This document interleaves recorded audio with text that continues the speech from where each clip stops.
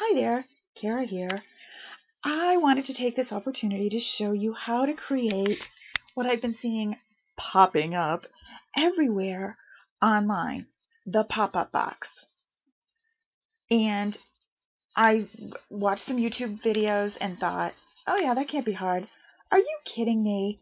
Measure this and score that and fold here and trim this and no, 2 8/17 and gave me a headache. I have the craft room. I don't need all of that. So I created a basic shape using the Cricut craft room basics to create the box. And here it is. This is the main shape of your box. These lines are going to cut. And let's look at the rest so that you can see the other ones. So this is the only layer. This layer gives you the little embellishments that are going to go on the flaps of your card. This layer gives you the things that are going to be popping up out of your card. And this layer gives me the detail that goes on those things that are popping up out of my card. So these two layers are created from Create a Critter. If you don't have that cartridge, you're going to need to create these layers using cartridges that you do have. You can use these as a size guide, but even better, let's do this. Let's get these out of the way so that you don't see them. And let's use a different cartridge so that you get an idea of how to get your sizing right. Let's use something I don't have. I'm going to go into all cartridges. And let's say I want to do something using a child's year. And I want to do maybe the silhouette versions of it. They're really kind of cool. The icons are interesting. Those would be cute on there as pop-ups. And I want to get them to be sized right. I could go to the tags and create some really cute tags that pop out of my card. So just be thinking about other cartridges that you have that might work. But the sizing is what you want to be able to do. Here's the shadow version. So I'm always, if you've taken any classes with me before or watched any of my videos, always start your sizing with the shadow version. If you're going to make something as large as possible on your sheet and you size not the shadow version but the top layer, your shadow won't fit. So always start with the shadow version when you're creating something. And I added another layer so that you can see this. And I'm going to start with the shadow version, and I'm going to use this key, which is the bottom far right. And now I'm going to go to my basic layer, and I'm going to bring her up. And I want another layer so I can show you these. I want my color to be a little bit more than just lighter, because it's going to be easier for you to see if I do that. All right. So now I'm going to make sure I'm on that layer. I'm going to grab this and bring it up. Now let's put her on top so that you can see. And that's what's going to look like when I cut it out. Perfect. But I need to make sure it's going to fit in my box. So I select both layers together, and this is how your sizing is going to stay the same. So create the shadow layer, the top layer, select both of them, and then when you adjust your sizing, you're adjusting the size of both layers proportionately together. So drag her over here and see where was I going to put her on that little embellishment that's going to go on the outside of my box. That fits great. That would be okay. What if I wanted her to be on the pop-up? Well, I might want her a little bit bigger. Notice I'm grabbing the wrong thing, and now my sizing isn't right. So undo that. And if you have trouble grabbing both layers when you try and come back,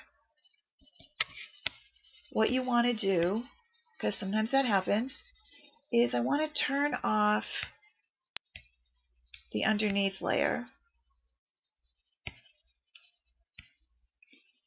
And now when I grab her, I'll get all of her.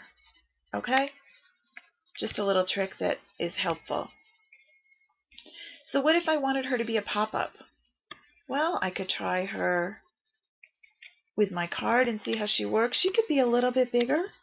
Remember though, this space is the width of my box when it's put together. So if I made her this big, she wouldn't fit inside the box. She'd have to stay poking out of the top of it. And maybe that's okay, but this is a way to decide your sizing, is figure out what's going to fit inside the box. And I want to be sure that I'm fitting within these folds so that I'm inside, because this is how big my box shape is going to be from line to line. And that's how you do it. When you go to cut, if you don't own this cartridge, the Create a Critter, you're going to want to delete these layers. Simply click on it and say delete, and it's going to say, really, are you sure? And if you are, you say yes. If you don't know what cartridge I used, click on the animal or whatever it is and right click, and it tells you this is from Create a Critter, the monkey. What if you wanted to know what the box was made out of? You're going to click on one of the shapes, right click, Cricut Craft Room Basics. Okay?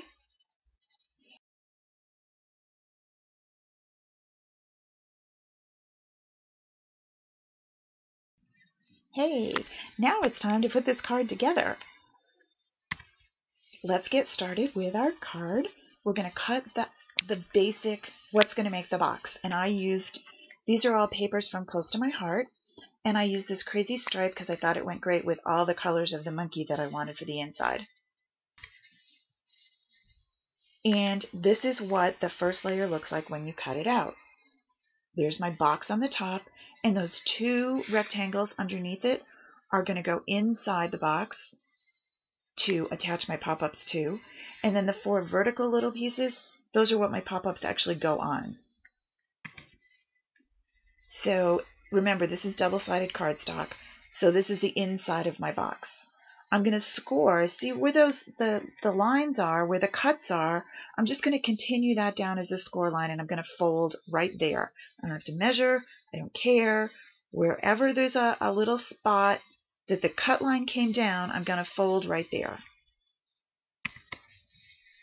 These are the embellishment squares that are going to go on the top of my pop-up box. And I use the double-sided tape to assemble. Your regular scrapbook, temporary positionable, or any of those things is not going to work. You're going to need a good, solid adhesive to hold this. Double-sided tape works great, or your glue gun. And then these are the embellishments that I did, the shadow version and the regular, using the Create a Critter. Different layers in my file. I put those all together and then put my box together with my four sides on it and decided where my little pop-ups were going to go inside my box. Put them together.